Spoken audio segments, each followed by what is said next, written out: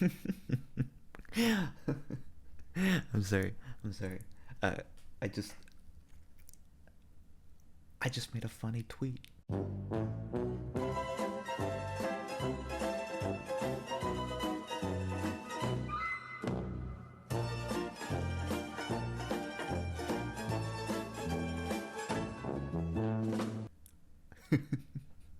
Anyways, hi.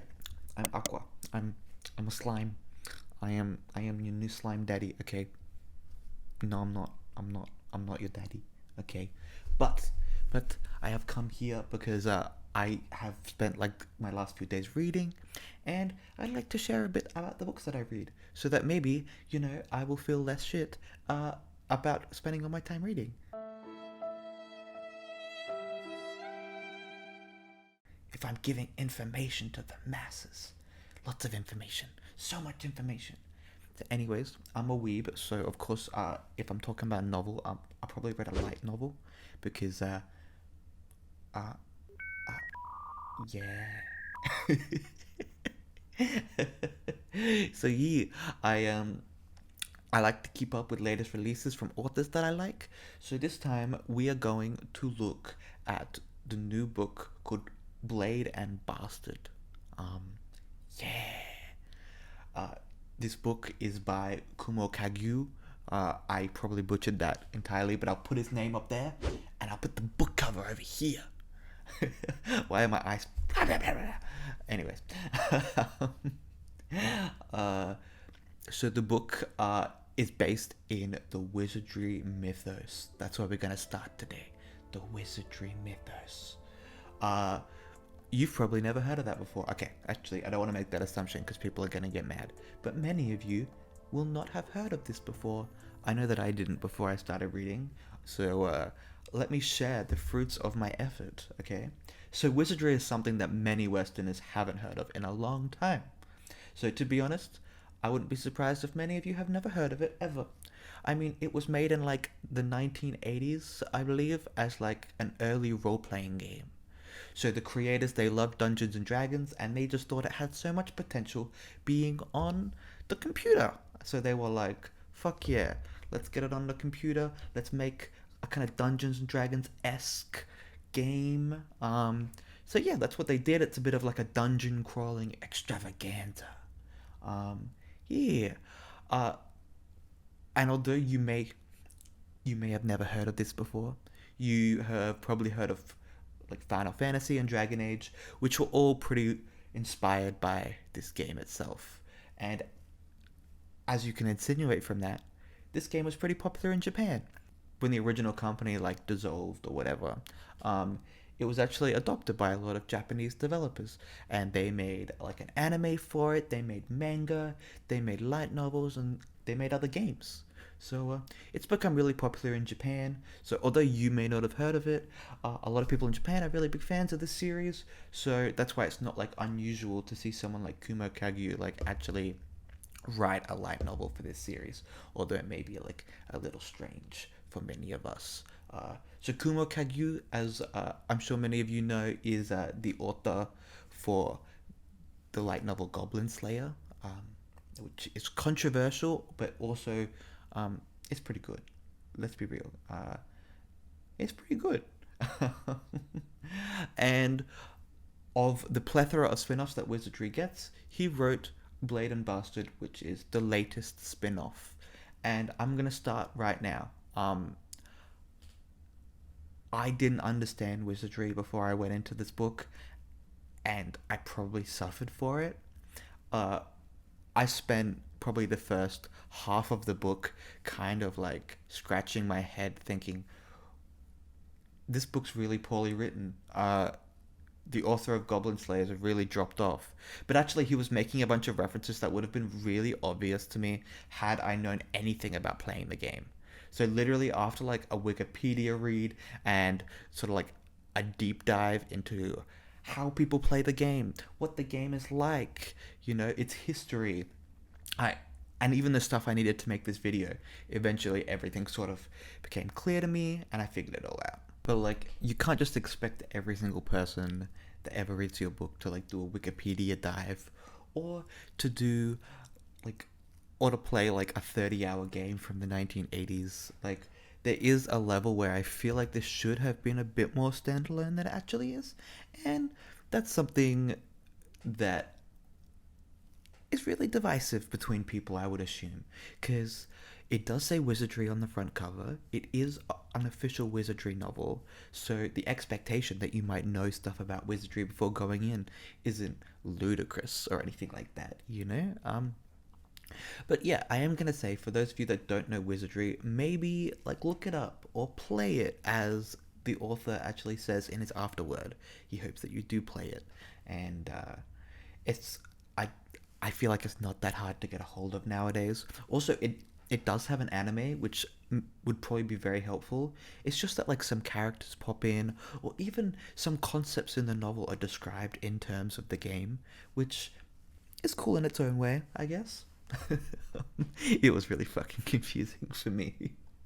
But for the rest of the novel, I'd say it fulfilled the promise of the cover, for the most part. The artwork by Sobin, and if you don't know who Sobin is, he is the artist for the light novel Overlord, and his art, or their art, is freaking amazing, and I love it. And it's pretty much what drew me to this book. It's probably what draws most people to this book. It's probably what drew you to this video, because I'm going to use it as the thumbnail.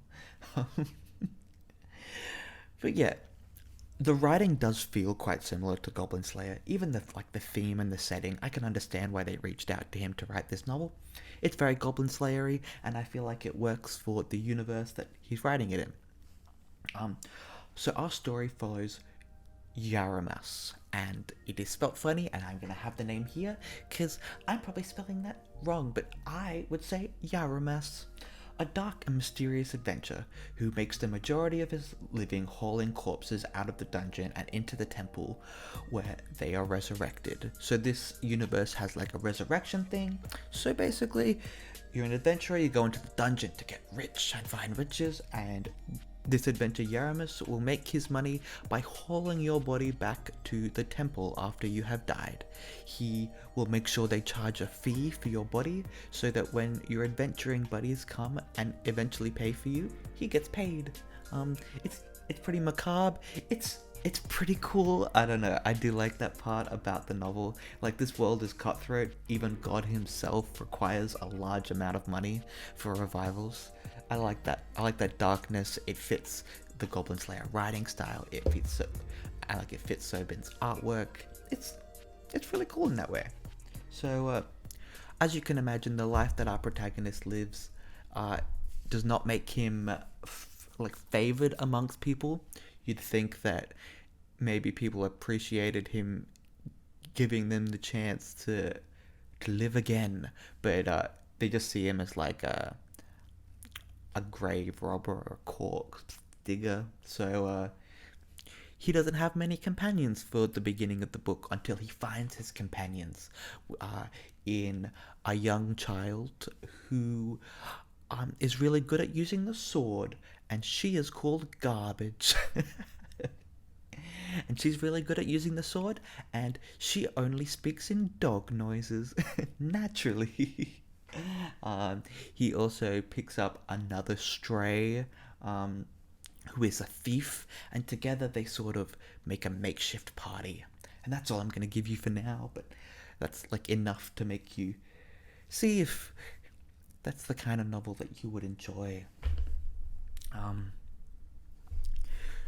So they set off to make their story much like you might have if you were playing the game.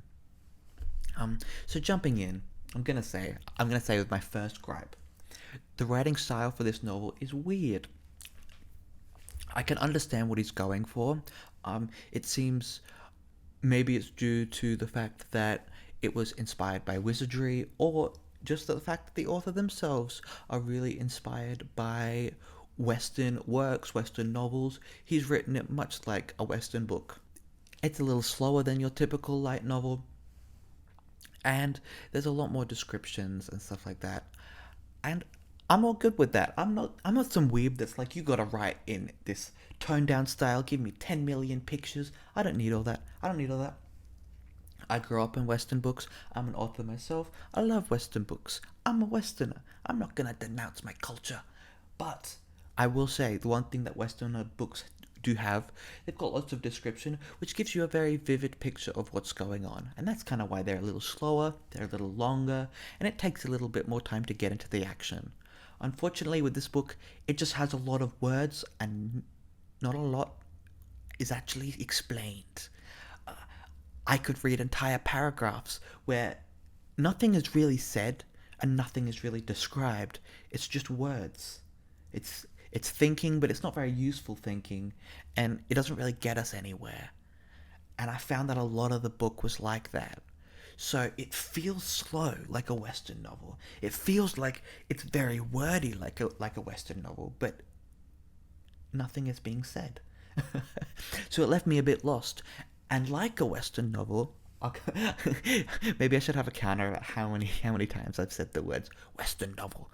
But like a Western novel, oh my god, please kill me, please kill me. It doesn't have a bunch of illustrations for the first part of the novel. So for the first 50 pages, you don't get that many illustrations, which is kind of annoying. They do fix it a bit later on in the book, but those 50 pages, if they're going to decide your experience, then you should push on. Because for the first 50 pages, there are not many illustrations and the descriptions are terrible, so it's easy to get lost. It's easy to get lost in this world. So I'd say that overall it's worth giving a shot, despite this weird writing style where he's trying to copy the Western formula and it doesn't work. It's kind of a light novel anyways. He's not separating himself from the light novels enough to be a Western novel. It's sort of in the middle and it sort of doesn't work as either. But eventually you do get that beautiful artwork by Sobin, and it is amazing, and I really enjoyed it. So yeah, overall, it was a good book. I'd enjoy it, and maybe my comments are not matching up, but if you enjoy Wizardry, I would say that this is a book for you. If you're aware of Wizardry or the mythos, or you're willing to look it up and sort of get invested for this book, I would definitely recommend this, because a lot of the issues that I found in the descriptions of the book were definitely from the fact that I didn't know the world. So he was being vague on the descriptions or using certain phrases to describe the dungeon or something, and it just didn't make any sense for me. Yeah, and as I understood more about Wizardry, I was like, okay, that makes total sense. If I'd known the games and if I'd known the games and I went into this, then it would have been all good. But I didn't. So as you can imagine, for a novel that's been based on a game, there are a lot of game-like elements, a lot of lit RPG elements, much like Goblin Slayer. There's actually a few nods to Goblin Slayer in general with the races and even how they chant the spells and stuff.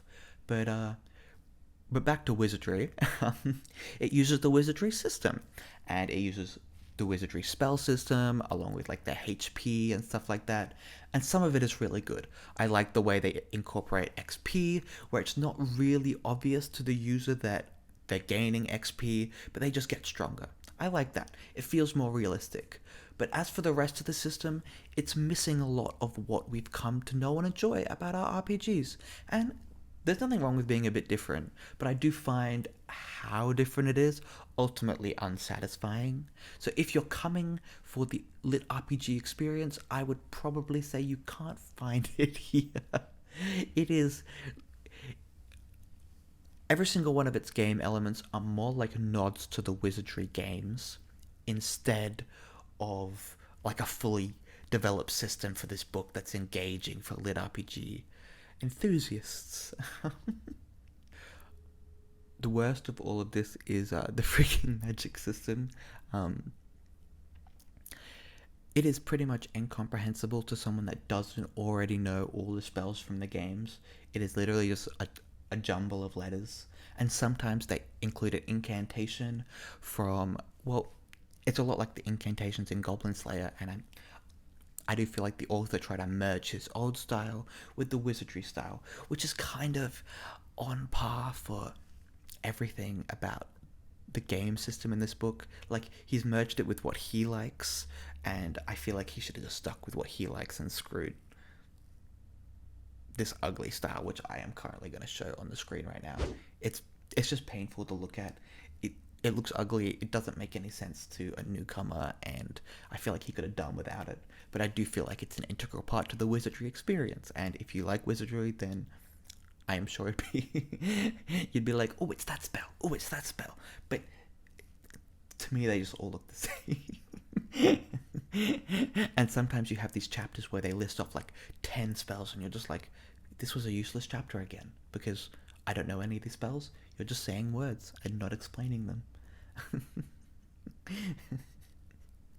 I don't know. A lot of the gamey elements just feel like Easter eggs for fans, and it doesn't really feel fleshed out for the book. You know, it feels like they're just giving a nod, but it feels a little weak. What can I say? But overall, I know I've said a lot of negative things, and I just want to say the characters really work. The characters really work in this book. I really enjoyed them. I really enjoyed my time reading, and I even enjoyed my time. I even enjoyed my time learning about wizardry. It was a fun little experience, and if you're willing to go on the entire experience, or you've already had a bit of the experience for yourself, then I can recommend this as a series to jump into. It was a little slow, but also Goblin Slayer was a little slow to begin with. I think they've kind of gotten the ball rolling, and I think that future volumes are going to be action-packed and fun. And I feel like if this was an anime, then this would have gone down without a hitch. Like, we would have watched this as the first episode, or like the first few episodes, and we would have been hooked. It's just the fact a lot of this is on the page, and I don't think it's well put on the page. What can I say? Probably a lot of things, actually. A whole lot of things. But yeah, I enjoyed my time with this book, and I would recommend it. Although, I would say it's not your best first foray into wizardry. I'd say maybe play the first game, or maybe, I don't know, watch the anime. I'm not sure. I haven't really watched it. To be honest, I just googled all this crap. But it's enhanced my knowledge greatly. But yeah, I guess the bottom line is, I think it's worth your time if you're willing to put in the extra effort, or you're a fan. I think if you're not, it's not worth your time, because it's probably not a good book that way. Like, which, I get it, there's some Wizardry fan who's like in my comments right now, like, well, of course, it's a part of the fucking series. And yes, I agree. And I guess this video is more for people who are coming from Goblin Slayer. They've seen this author, they've written a brand new book, and they want to know about it. And this is for you guys. So all I can say to you guys is, if you don't like it, it's a skill issue.